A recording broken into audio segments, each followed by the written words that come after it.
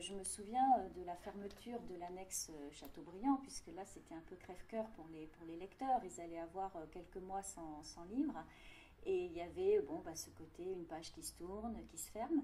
Et des bibliobus avaient été mis tous les mercredis sur la rue là, de Tourcoing pour que les gens ne restent pas sans livre et sans lecture pendant ces quelques semaines. Et après, il y a eu l'ouverture de la médiathèque, bien sûr. Et là, de par ma fonction, j'ai eu la chance de pouvoir entrer dans la médiathèque avant tout le monde et de voir les équipes au travail.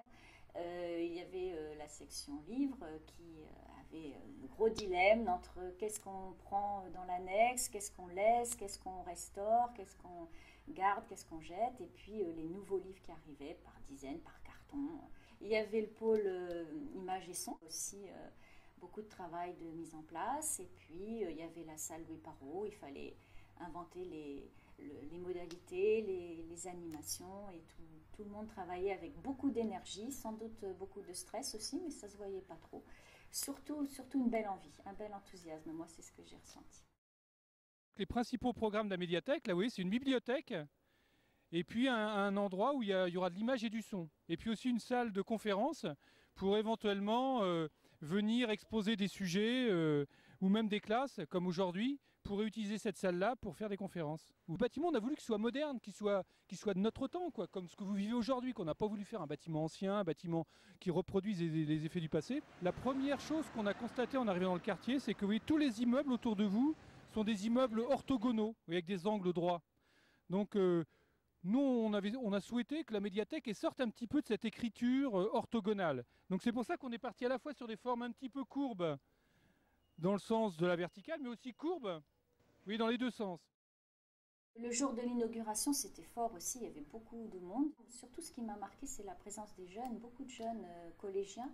Le collège La Bruyère avait fait un gros travail sur la vie du quartier avant et après, avec des recherches de vieilles photos, et ils avaient pris aussi des nouvelles photos. Et ils avaient fait une très belle exposition, ils avaient fait un journal. Et puis l'ELJ aussi, l'espace loisirs jeunes, qui avait beaucoup travaillé. Donc tous ces jeunes qui venaient, qu'on leur construise un bel équipement comme ça, un bel équipement culturel, c'était une reconnaissance pour eux. Il me semble qu'ils avaient droit à cette culture de qualité, et ils étaient satisfaits de voir qu'on prenait ce droit en compte. Je me souviens qu'à cet emplacement, il y avait une station d'essence. Là, c'est toujours pour l'essence, mais c'est d'autres sens différents, si je puis dire. Quand elle s'est ouverte, la médiathèque ici, quand on regardait les autres sites du réseau des bibliothèques de Tours, elle était quand même hyper moderne. Ici, on sent vraiment quand même qu'il y a un effort qui a été fait, et elle a un look, elle a une particularité quand même. Dans le quartier, ce qu'il faut dire aussi, c'est que tout bougeait en même temps. En l'espace de quelques mois, il y a eu la médiathèque, qui a été la grande ouverture, mais il y a eu la rénovation du beffroi qui a suivi. Il y a eu la rénovation des bâtiments tout autour, des immeubles. Donc tout ça dans le même élan. C'était un quartier entier qui renaissait, enfin qui en tout cas se modernisait.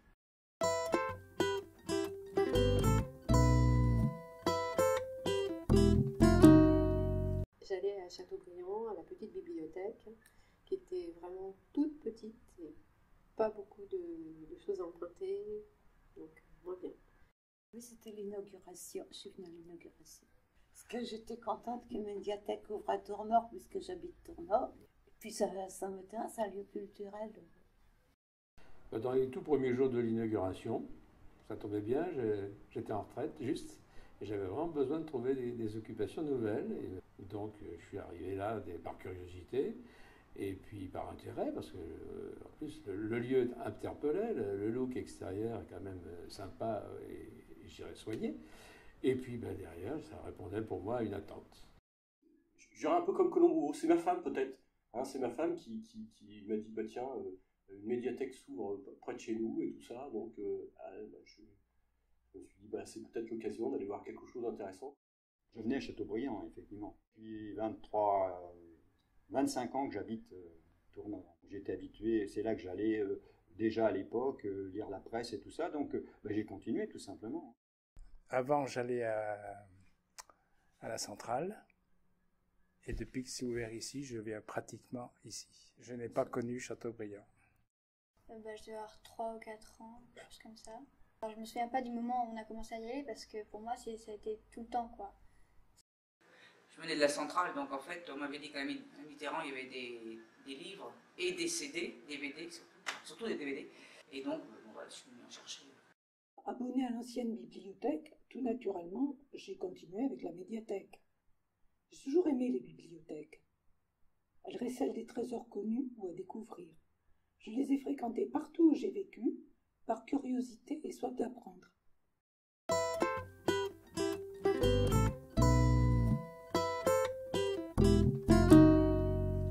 On voit du monde. Moi, je suis à la retraite depuis 2005. La bibliothèque était ma béquille. Mes emprunts principaux, c'est surtout les hebdomadaires. Et je reste en principe 1h30. En gros, 1h30. Vraiment, j'aime bien les petits fauteuils, les petits salons, là. J'aime bien les... En plus de ça, il y a de la musique. J'aime bien. Puis elle est bien, cette médiathèque. Elle est lumineuse, Ah ouais. Les gens C'est sont à spacieux, l'écoute. T'as des gens qui peuvent... Il y a des gens là-bas, et quand on ne sait pas trop quoi choisir, ou dans les DVD, Oui. ils te Ils viennent nous aider, quoi. disent, tiens, il y a ça qui est arrivé, il y a ça qui est bien. C'est important, quoi. Très spacieuse, tout. Ouais. Bah, elle est très belle. Très belle. Oui, Et accessible à tous. Oui. Même pour les handicapés, je crois. Accessible Voilà. à tous. Donc, c'est bien. Et bien placée. Elle est belle en plus. Voilà, dans le C'est ce centre. que je dis. Elle est À l'arrêt visible, en du fait. tram, à côté du laboratoire, à côté du panorama. Et à côté du beffroi. J'ai découvert qu'il y avait des films américains, des vieux films américains, des chefs-d'œuvre que l'on n'avait pas vus, même de films d'autres pays, coréens, japonais, autres, mais pas seulement, aussi au point de vue lecture, que ce soit des essais, des bandes dessinées, des choses comme ça, que je n'avais pas lues, que je me suis remis à relire, ainsi que pour la musique. Il y a du basique, du pointu, il y a un peu de tout, donc c'est assez bien vu, je trouve. La découverte. Pouvoir emprunter des choses que je n'achèterais pas et pouvoir me dire, c'est bien, ou ça, c'est pas bien, tant pis. J'ai le droit de me tromper. Ça me coûte rien. C'est très important. Et j'apprécie le conseil du personnel dans tous mes choix. Alors bon, je suis très musique, donc pas exclusivement, mais presque musique. J'y viens à pied de préférence. Ça fait une pause. Mon épouse aussi, elle est moins fan de musique que moi, mais elle m'accompagne. Et on vient là, c'est un but au fond de sortie. Et puis moi j'aime bien l'espace enfant, que je trouve, mais je trouve très agréable. Et effectivement, dans cet endroit-là, on peut passer des heures avec mes enfants, on peut passer des heures à lire, à choisir, à s'installer par terre sur des petits coussins. Je me sens toujours très bien à la médiathèque, grâce à l'amabilité et la disponibilité du personnel, sa connaissance du patrimoine qu'il gère, sa capacité à conseiller et le vaste choix proposé. C'est un endroit où on vient très souvent. C'est un peu comme l'extension de mon salon, quoi. Parce que j'arrive à venir jusqu'à 3 fois par semaine, donc du coup, comme je lis assez vite, j'ai besoin de renouveler mes livres que j'emprunte assez souvent. Donc oui, je me sens chez moi. J'ai plaisir à dire que c'est ma deuxième maison, des fois. C'est vrai. Quand on cherche, on peut souvent venir ici. On se sent chez soi à la médiathèque, c'est évident. Quand on arrive, on se sent vraiment bien. On n'est pas importuné parce qu'on ne nous demande pas ce qu'on vient faire. On a le droit d'aller en bas, en haut, à droite, à gauche. Le personnel est là, il est présent, il est juste présent comme il faut, c'est-à-dire ni trop ni pas assez. Et voilà, c'est ce qui crée ce climat de confiance et de découverte et de liberté. Il y a le lieu, il y a une certaine une sérénité, une tranquillité. C'est un lieu où on aime passer du temps, ne serait-ce que pour feuilleter un magazine. Il y a l'accueil aussi, je trouve, l'accueil du personnel, qui est toujours très, très sympathique. Quand on va régulièrement, les bibliothécaires commencent un peu à nous connaître et des fois aussi nous disent tiens, ça devrait vous plaire ou essayez ça. Enfin, Vous prenez ça, mais moi j'ai vu un film qui était super bien, peut-être ça va vous plaire. Et du coup, voilà, les gens, en fin de compte, se rencontrent et échangent. Et c'est ça aussi qui est intéressant à la médiathèque, c'est qu'on rencontre des vrais gens, on les télécharge pas, et du coup, on peut avoir aussi leur avis. Ouais, alors c'est après, ça. ça nous plaît pas, c'est autre chose, mais... Oui, c'est vrai que il y a toujours le sourire, il y a toujours un petit conseil, je pose des questions. Systématiquement, les gens se lèvent, vont vous guider, vous chercher l'œuvre recherchée, quoi. Vous avez pas, mais si c'est pas ici, vous me dites, ben voilà, je peux le faire venir, et vous revenez mardi ou mercredi prochain, et c'est bon, quoi. Donc pour moi, c'est très pratique, ça me donne pas envie de vous quitter.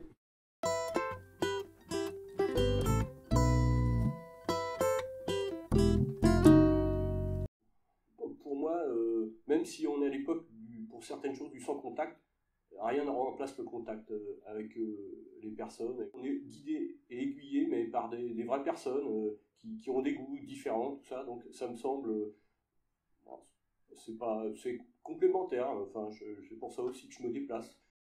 Je suis d'une autre génération qui n'a pas été éduquée justement à la musique en ligne au départ. Donc effectivement, moi j'ai toujours le toucher, le contact avec un disque, avec un CD, avec derrière aussi une lecture pratique que l'on peut reprendre et autres. Donc j'ai encore des lecteurs de CD et de DVD. Je n'arrive pas à lire sur un écran où la concentration n'est pas du tout la même. J'aime le livre, pareil, j'aime le toucher, j'aime la relation au livre. Et quand je suis dans ces papiers, je rentre dans le livre, je rentre dans l'histoire, beaucoup plus qu'avec un écran où je vais peut-être un peu m'éparpiller dans l'environnement où je suis. C'est plus agréable de venir emprunter le livre à la bibliothèque plutôt que de rester chez moi pour lire les livres. J'aime pas lire autre chose qu'avec le papier, le mode papier. J'aime beaucoup l'odeur des livres, j'aime beaucoup feuilleter. Les films, je ne regarde pas sur Internet. Non. Je préfère emprunter ou aller au cinéma. Et puis parler avec la personne qui prête le DVD, qui m'explique. J'aime bien les rituels que le livre ou que le DVD propose, c'est-à-dire que voilà, le livre on le prend, on lui met un marque-page, on le referme, on le met à un endroit dans la maison. Le DVD, nous quand on regarde des DVD, c'est en famille souvent, donc c'est pareil, on met le DVD, on en met deux trois trucs sur la table, on s'installe sur le canapé, on prend les plaids, et je pense que tant que c'est encore une matière qui existe comme ça, on en profite. Quand ça sera totalement dématérialisé, on pourra plus faire ça, mais là tant que la matière existe, on en profite, voilà.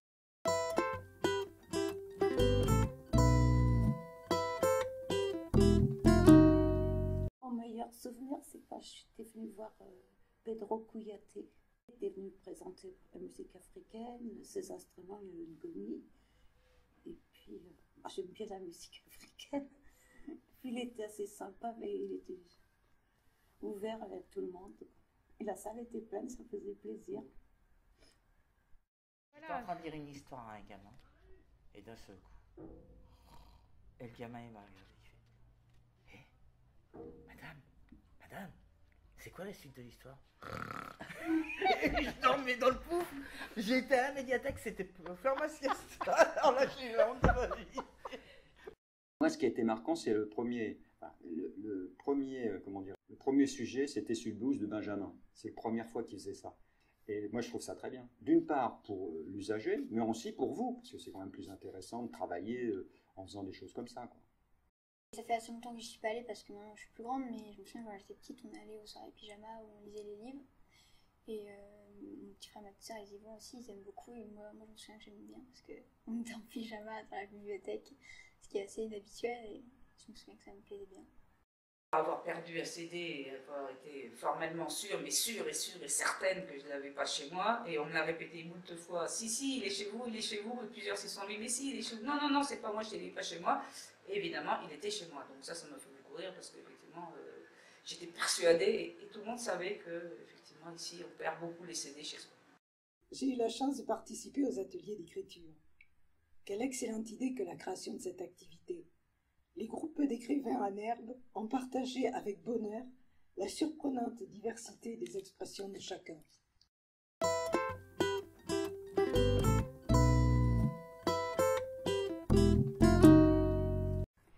Alors pour l'avenir, je suis presque sûre que la médiathèque sera toujours là, qu'elle aura toujours son rôle dans le quartier.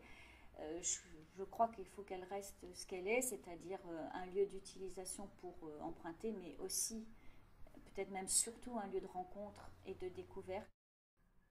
Ça, avec la technologie actuelle qui pousse, je sais pas. Puis les jeunes qui lisent de moins en moins, mais en papier.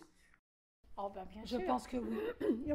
J'espère. Il y a besoin du contact humain quand même, hein, aussi. Oui, oui, moi je Mais crois voilà. que dans 10 ans, moi je la verrai peut-être pas, mais bon. Moi, j'espère qu'elle sera encore là. Oui. Ah, moi aussi. Bah, Juste moi pour je, le contact je humain. le souhaite Oui. qu'elle soit là dans 10 ans. C'est difficile de connaître les futures évolutions. On est dans un monde qui évolue très très vite et il y a le numérique qui va prendre une place, qui prend déjà une place énorme. Ne serait-ce que en matière de musique, on est passé du CD, le CD est quasiment, on passe au dématérialisé, mais d'un autre côté, il y a le vinyle, le disque vinyle qui suscite un regain d'intérêt, donc c'est paradoxal. Dès maintenant, bien sûr, il faut envisager son évolution parallèlement aux évolutions du numérique. Mais depuis les Sumériens, l'écrit, gravé, tracé, peint, imprimé, scanné, a traversé le temps et les lieux. C'est pourquoi, à mon avis, l'humanité lira encore et pour longtemps. Donc, la médiathèque y fera.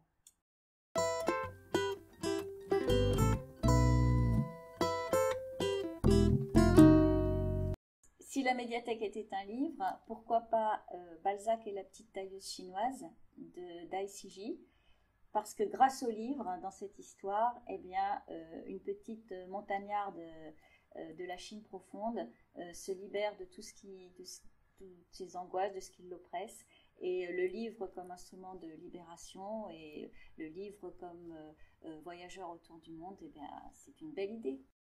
Peut-être les mille et une nuits, parce qu'il y a mille et un trucs à faire ou choses à voir et à emprunter à la médiathèque. Si la médiathèque était une musique, il y a du Chopin là-dedans, parce que c'est jeune en fin de compte, c'est gai, c'est joyeux, on est à l'aise, ça coule. Je ne la vois pas réduite à un titre. La médiathèque, c'est très grand, c'est très vaste, il y a plein de possibilités, donc réduire juste à quelques mots, c'est difficile. Effectivement, un livre ou une musique qui propose de la diversité. Voilà, donc j'essaie de trouver en lien, mais là ça me vient pas. Mais ouais, une histoire de diversité effectivement aussi. Ouais.